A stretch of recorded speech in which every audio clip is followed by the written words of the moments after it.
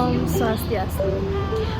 Baik, pada video kali ini di mana kami dari mahasiswa Universitas Pendidikan Ganesha akan membawakan video terkait dengan mendorong UMKM handal dan berdaya saing melalui digital marketing guna meringankan dampak resesi ekonomi.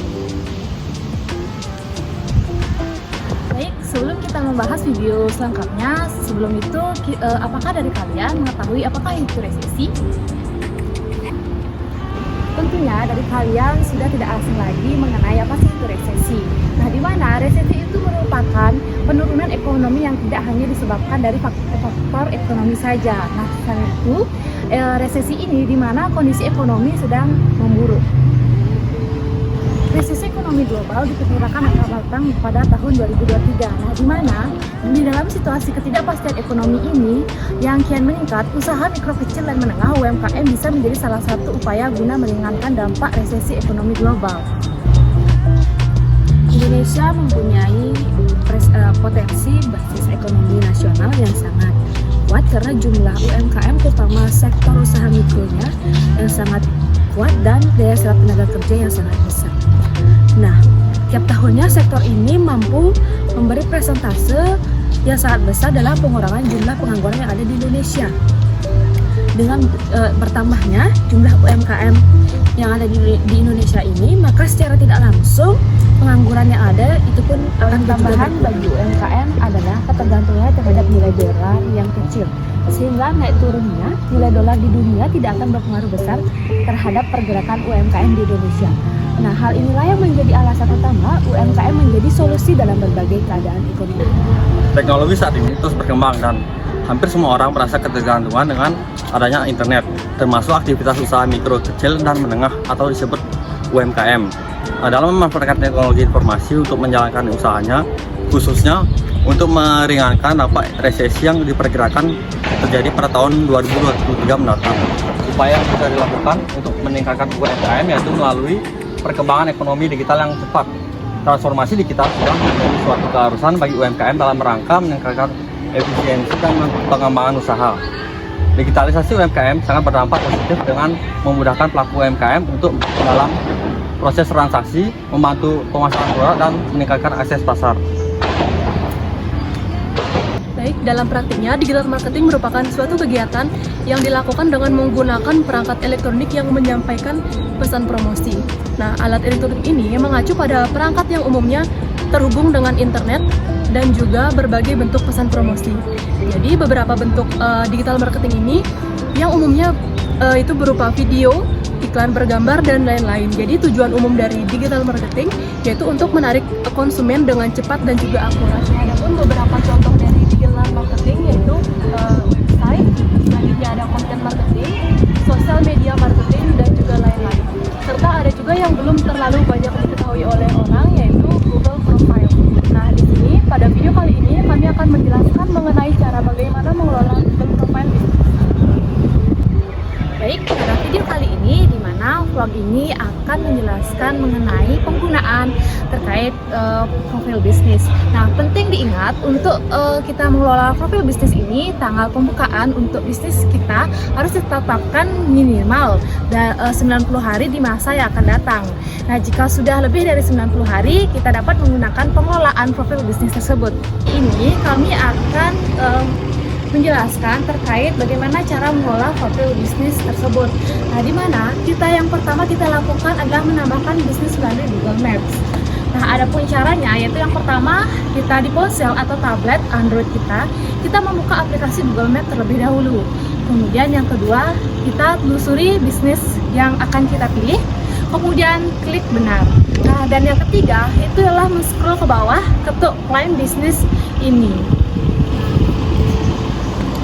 Oke, untuk langkah yang kedua yaitu mengklaim bisnis melalui Google Maps. Nah, di ponsel ataupun tablet Android yang kalian miliki, buka aplikasi Google Maps. Setelah itu di kotak penelusuran, masukkan nama bisnis dan pilih yang benar. Di profil bisnis, kalian bisa ketuk klaim bisnis ini, saya memiliki atau mengelola bisnis ini. Untuk memilih bisnis lain, ketuk saya memiliki atau mengelola bisnis lain. Nah, untuk yang terakhir, pilih opsi verifikasi dan ikuti langkah-langkahnya. Langkah yang ketiga yaitu menemukan profil Anda. Yang pertama itu di penelusuran, telusuri My Business atau bisnis Anda. Yang kedua itu di Google penelusuran atau Maps, telusuri nama bisnis dan kota Anda. Dan yang ketiga di aplikasi Google Maps di kanan atas, ketuk foto profil atau inisial Anda. Dan yang terakhir, jika perlu, pilih lihat profil untuk mengelola profil bisnis Anda.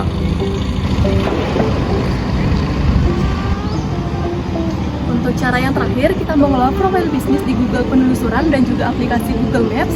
Yang pertama, kita bisa dengan membuka profil bisnis kita terlebih dahulu, seperti cara ketiga yang sudah dijelaskan sebelumnya. Oke, untuk yang kedua, di menu di atas di hasil penelusuran tadi, kita pilih edit profile. Kita bisa promosikan atau langsung dipromosikan. Ada pun tips dari kelompok kami, jika kita menggunakan Google penelusuran di desktop, Anda mungkin memiliki berbagai pilihan opsi seperti edit profile, tambahkan foto, baca ulasan, baca pesan, dan juga lain-lain. Di video yang kita buat tadi, aku ingin nanya dong, apakah ada cara lain untuk UMKM untuk meningkatkan pendapatan selain melalui media digital? Oke, tentu saja terdapat banyak cara untuk meningkatkan pendapatan dari UMKM tersebut. Salah satu caranya itu dengan melakukan holding. Menurut kamu dari yang dijelaskan tadi, apa sih itu holding company? Nah, holding company ini merupakan penggabungan dua usaha, di mana perusahaan induk yang menjadi pihak pemimpin dari sebuah perusahaan entitas tertentu. Oh iya, tentunya kita bisa melakukan mutual holding. Jadi mutual holding ini merupakan kepemilikan saham-saham oleh entitas yang berafiliasi. Nah, di mana dalam holding company ini kita bisa menerapkan mutual holding, yaitu afiliasi terkait dimiliki mutual tersebut. Nah, mau nanya dong, gimana sih cara menghitung afiliasi yang terjadi dimiliki mutual tersebut? Nah, baik, seperti contoh yang terdapat pada buku, yaitu afiliasi terkait yang dimiliki oleh mutual. Nah, misalnya saja perusahaan induk memiliki 80% saham di perusahaan anak A. Kemudian perusahaan induk juga memiliki saham 20% di perusahaan anak B. Kemudian perusahaan anak A juga memiliki 40% perusahaan anak di B. Dan sebaliknya perusahaan anak B juga memiliki saham sebesar 20% di perusahaan anak A. Nah, di mana kita bisa mencari total induk di A itu yaitu sebesar 88%, kemudian total induk di B yaitu sebesar 36%. Nah, mau nanya lagi nih, siapa sih yang menyusun laporan konsolidasi terkait dengan diagram manajemen investasi tersebut?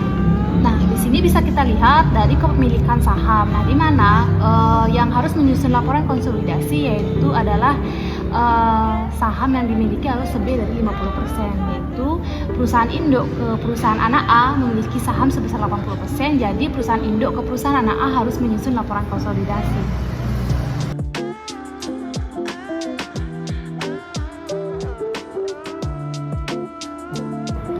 Nah, terakhir nih mau nanya, bagaimana saham minoritasnya dan bagaimana penjabaran dari saham minoritas tersebut? Nah, total saham minoritas yaitu yang ada di induk ke A yaitu 100% dikurang 88% yaitu 12%. Kemudian induk di B yaitu 100% dikurang 36% yaitu 64%. Jadi untuk penjabarannya adalah di A sebesar 12% dan di B sebesar 64%.